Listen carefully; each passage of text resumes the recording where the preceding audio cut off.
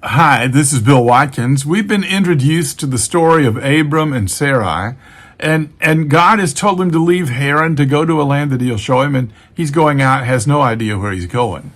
Begin at verse 5 of Genesis chapter 12. Then Abram took Sarai his wife, and Lot his brother's son, and all their possessions that they had gathered, and the people whom they had acquired in Haran, and they departed to go to the land of Canaan. So they came to the land of Canaan.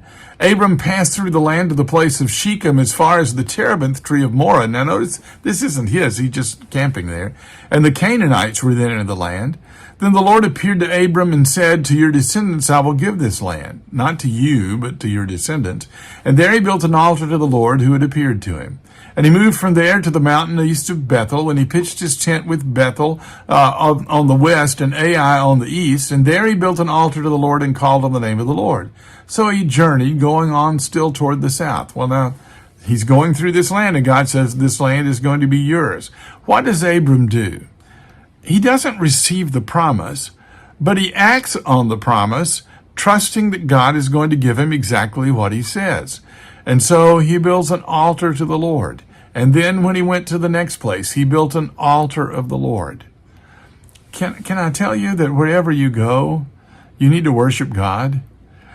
You're in a time where maybe you're traveling. Do you take the time to worship God? Maybe your life is in transition. Are you taking the time to worship God? Maybe the worst thing that could possibly happen to you has just happened to you.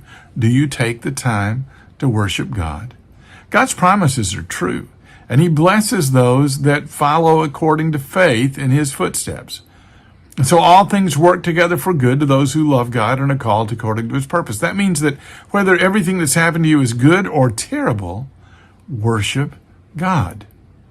He will honor you for that and bless you. Thanks for watching.